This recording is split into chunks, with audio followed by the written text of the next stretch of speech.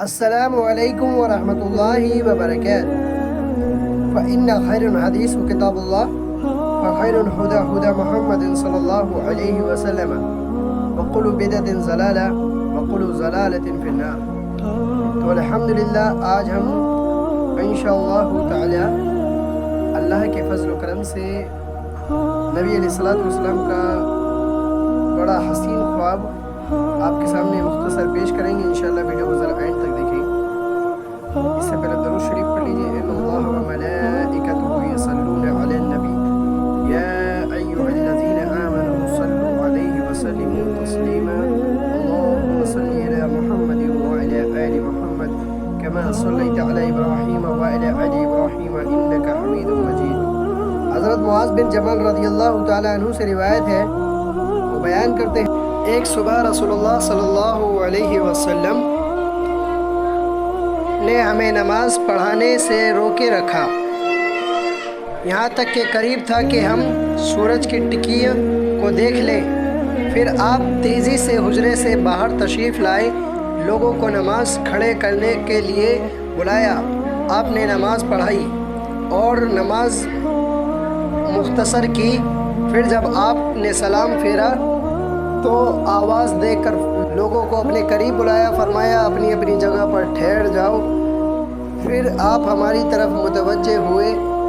آپ نے فرمایا میں آپ حضرات کو بتاؤں گا کہ فجر میں بروقت مجھے تم لوگوں کے پاس مسجد میں پہنچنے سے کس چیز نے روک لیا۔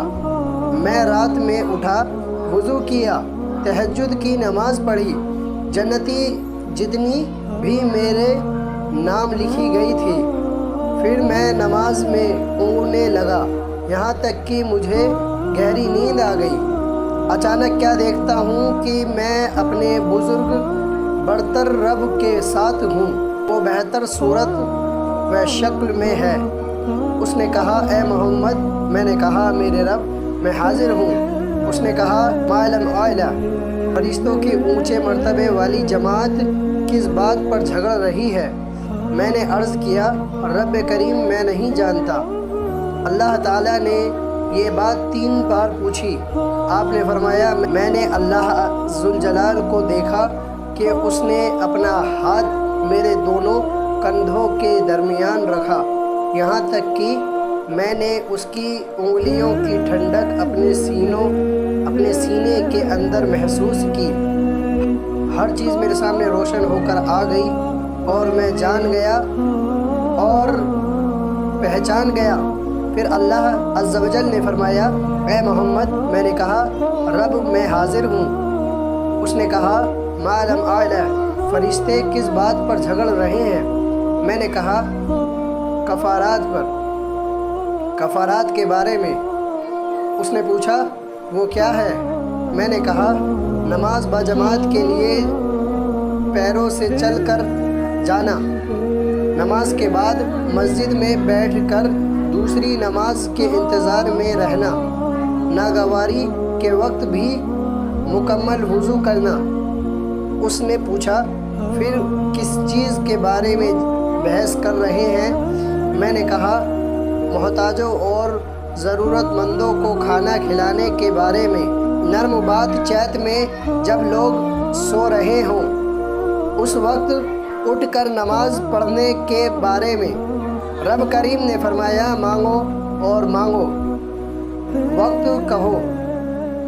نبی صلی اللہ علیہ وسلم نے یہ دعا فرمائی اے اللہ میں تجھ سے بھلے کاموں کے کرنے اور منکرات ناپسندیدہ کاموں سے بچنے کی توفیق طلب کرتا ہوں، اور مساکینوں سے محبت کرنا چاہتا ہوں، اور چاہتا ہوں کہ مجھے معاف کر دے اور مجھ پر رحم فرما۔